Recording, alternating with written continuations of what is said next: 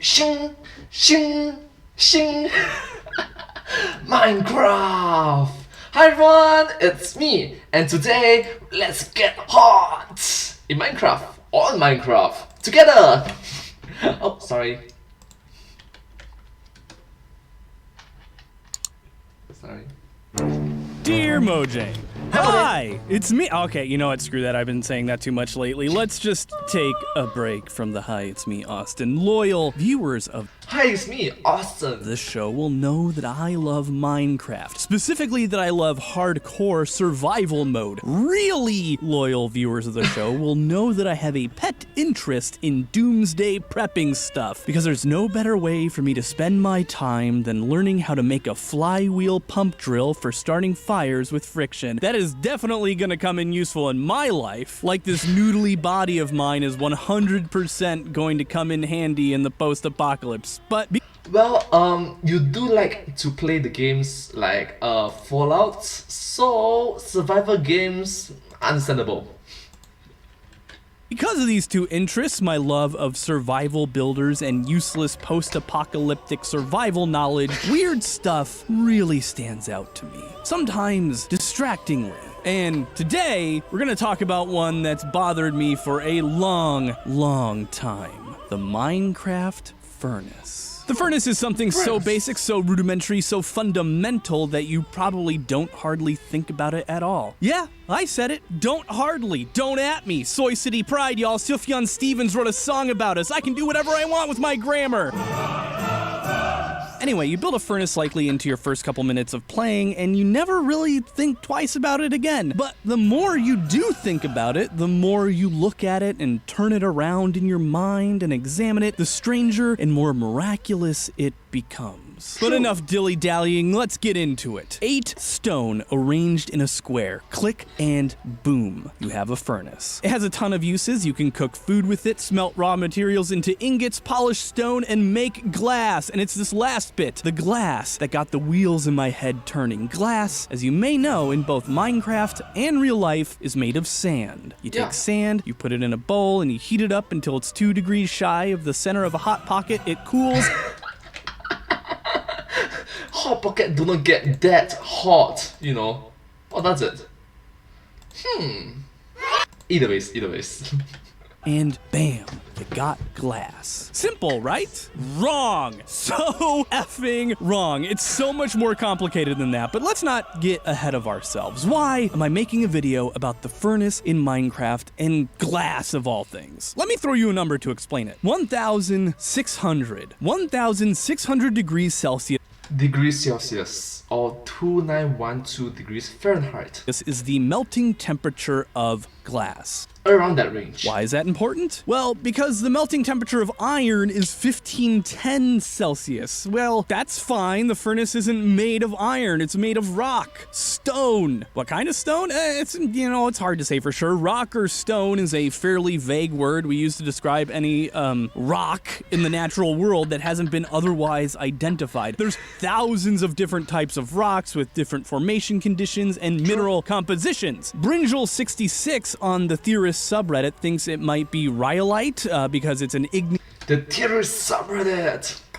rock, given that you can make cobblestone from lava and water, and looks really similar. Some others have suggested granite or feldspar or something else, but it doesn't really matter much. Why? Because regardless of the exact composition, we end up with the same problem we had with iron. The melting point of most regular rocks like this is like 1,200 degrees Celsius, which, as you might have noticed, is way colder than the 1,600 degrees needed to make glass. Getting a stone furnace up to this temperature is a recipe for a molten puddle of lava. So, is that it? Making glass in Minecraft is impossible. Bada bing, bada boom, slap an excellent thumbnail on it, do a bit of shouting about how Minecraft is on fire!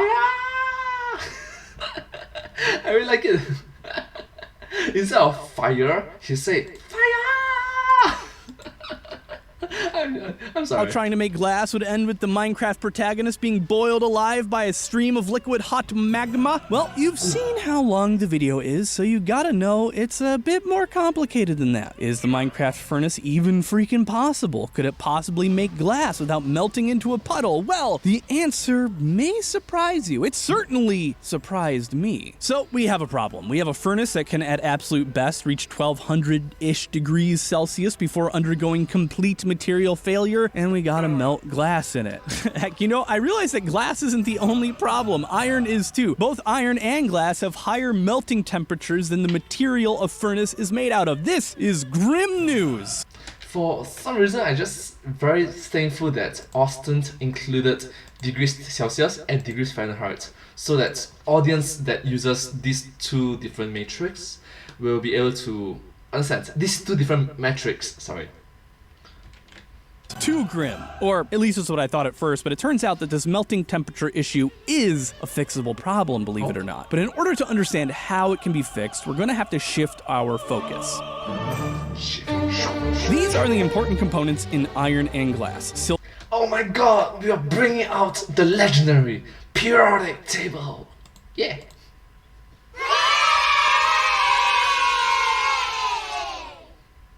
I'm sorry, I'm a nerd, so sorry.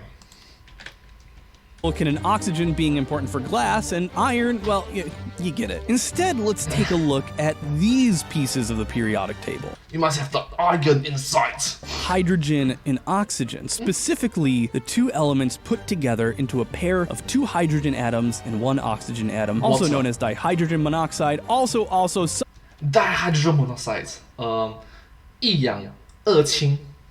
sometimes called by its lesser-known name, 一氧化二氢, correct.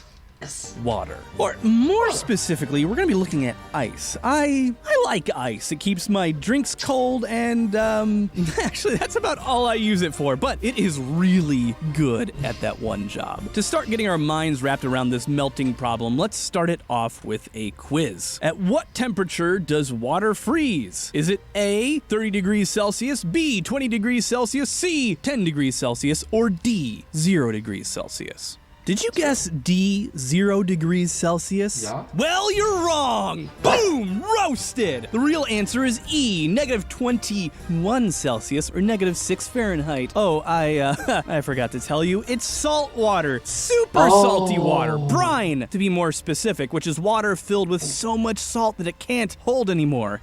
Yep, so you just give us a twist. So it's not water, it's salt water.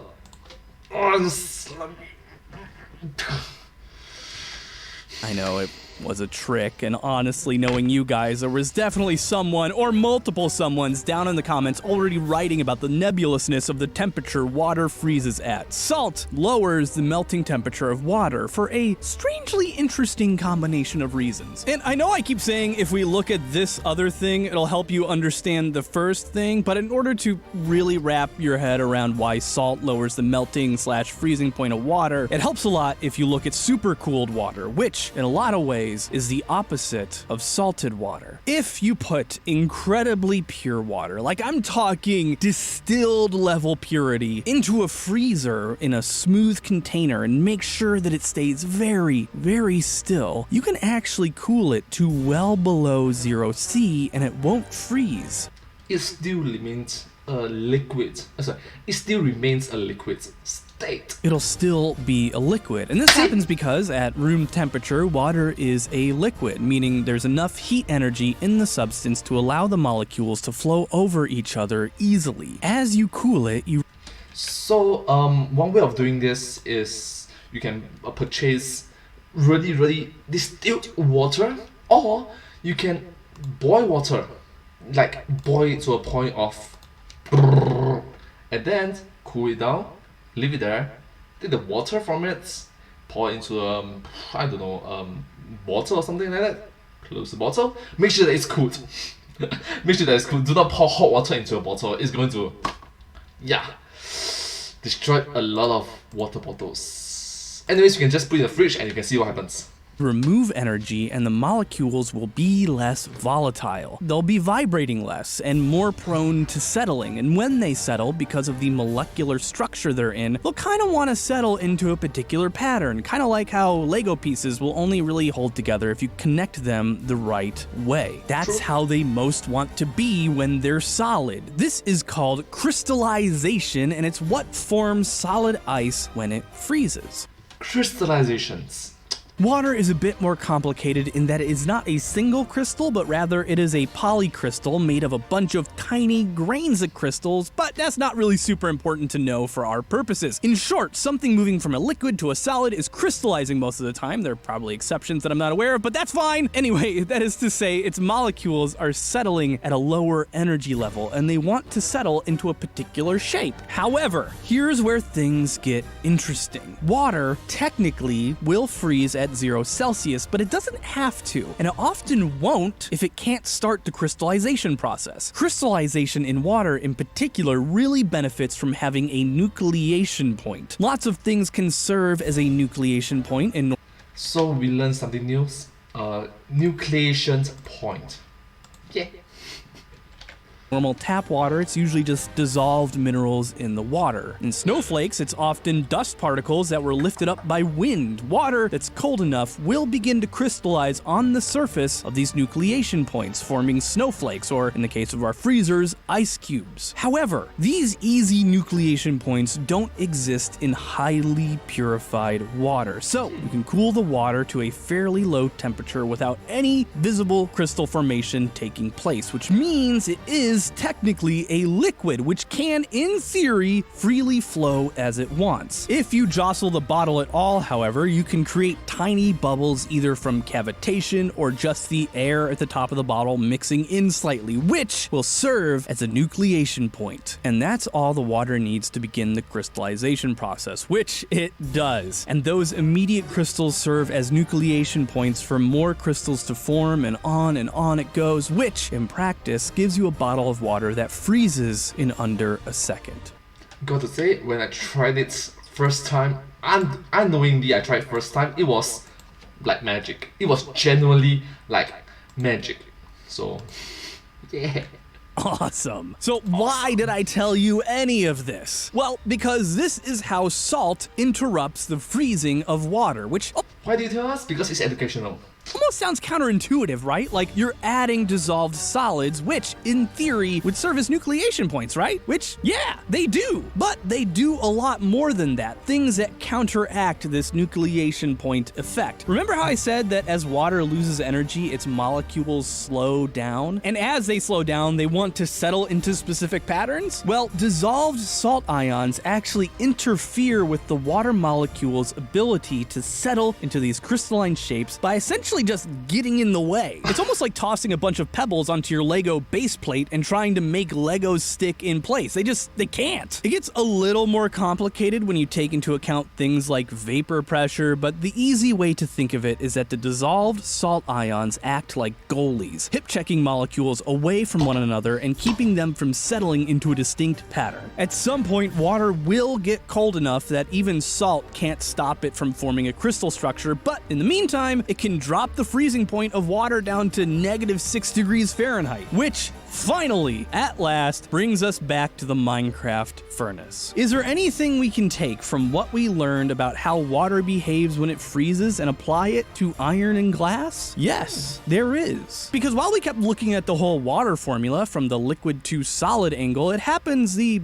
other way around too. If you lower the freezing temperature, or the crystallization temperature to be more precise, you also lower the melting temperature. Yes, there's a way to do this with sand and glass, and it's called flux. Oh, I know flux. Flux is a very broad term in building and material sciences. It's used to describe things that increase fluidity in liquids, stuff that removes impurities from solid. I remember it's the white thingy that's bladesmiths, the hacksmith, bladesmith, blacksmith they used, but too much of it can be like bad for the blade, I guess, bad for the material. Yeah, inexperienced Smiths will think that it's like glue. It's not like glue. And for our purposes, it also It is not glue. includes things It is not glue. that are added to substances to make them melt at lower temperatures. Glass was probably discovered by accident as a byproduct of forging during the Iron Age. The forging of iron tools and weapons requires its own form of fluxes to make the process easier. Commonly used fluxes in the forging of iron are silica sand, lime, and borax, which, by the way, I sometimes call borax or borax, which makes my spouse laugh quite a lot. Borax.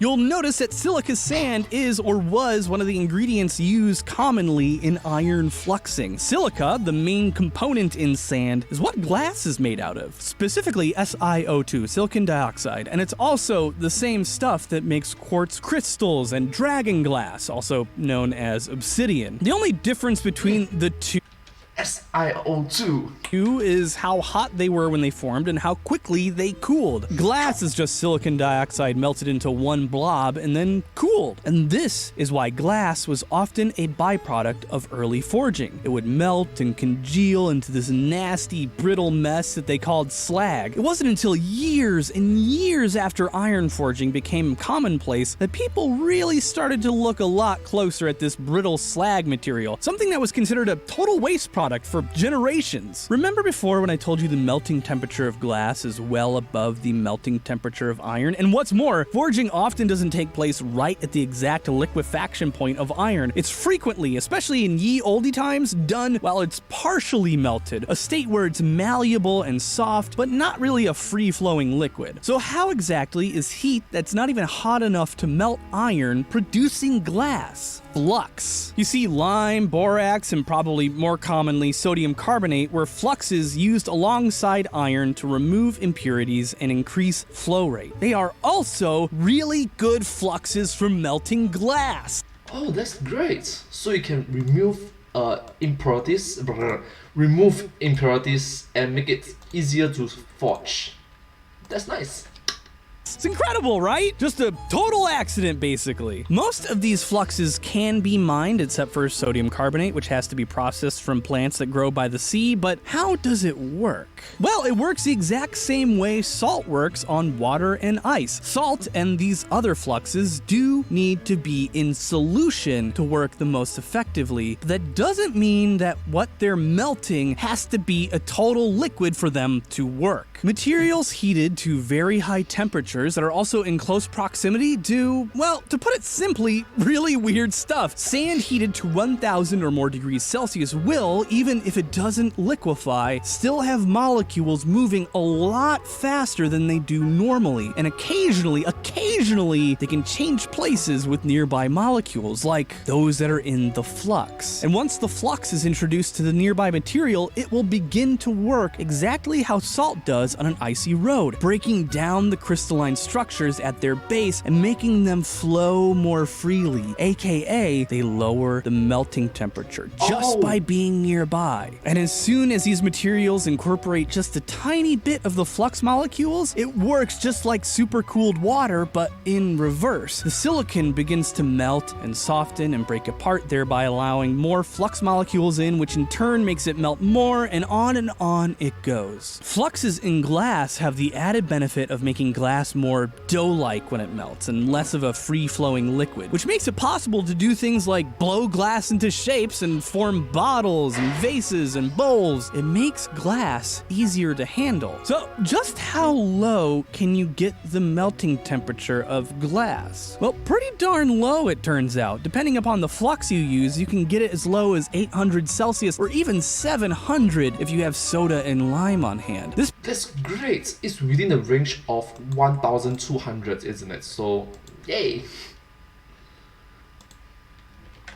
Puts our glass melting temperatures well below the furnace melting temperatures, making the furnace in Minecraft actually capable of making glass? Possible? Somehow? Although there's lots of other factors like how you even get it up to that temperature to begin with, but honestly, I'm just surprised that it checks out at all. What's more, by using Coke, no, Tony, not that kind of Coke. Matt, not that kind either. This kind. It's a special fuel. Anyway, using a Coke fire with sodium carbonate and I mean a metric butt-ton of experience, you can lower the melting point of iron down to 1148 degrees Celsius, which is just shy of the melting temperature of our furnace, making, in theory, the smelting of iron and the formation of glass totally and completely 100% feasible. That said, this is a terrible way to make glass, and everything you made would be opaque and gross looking. It'd much more resemble obsidian than transparent quartz due to how quickly it would likely be cooling and the difficulties primitive technologies like these have at keeping materials pure. Your glass would not look like this. It would look a lot more like this. But it is technically possible, although personally, if it were me, I'd be using a clay kiln. Properly fired and cured clay can withstand temperatures up to 2,000 degrees, which is why ceramics to this day are the primary material in things like wood fire ovens. But hey, what do I know? I'm just a guy who sits at home nitpicking video games all day while sitting in his chair. It's not like I could, I don't know, build one of these iron melting furnaces for myself, or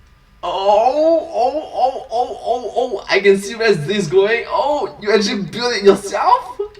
or is it? That's right. I spent an entire month of my own time building a blast furnace on the patio of Totally accurate representation of Austin's apartment. my apartment. And here it is now, melting. Nah, I'm just kidding. There's no way I'm gonna do that. Good episode. Sincerely, Austin. I want to put out a personal thank you to my high-level patrons who make this show possible. Matthew Ridge, John Rozick, Miss Gendra, Ronald Coleman, Alan Hagers, EditAMTP, Nicholas Bullinger, Marissa Resnick, and Loretta Mazer. If you guys make this show possible, I love you so much, and have a good one.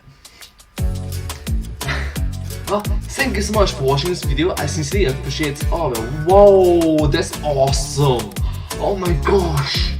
Wow, that was in Minecraft.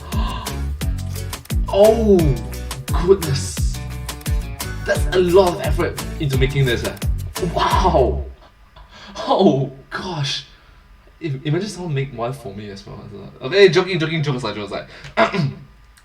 Anyways, thank you so much for watching this video. If you do like this video, please remember to like, share, and subscribe to my channel. And comment down below if you have anything to share with us. Don't forget to follow my channel. And I sincerely appreciate all of the support and all of the appreciation, all of the encouragement word for me. It's very uplifting. And yeah, thank you so much. And hope to see you in my next video. But hey, that's just the signs. The signs off. Thanks for watching. Thank you so much.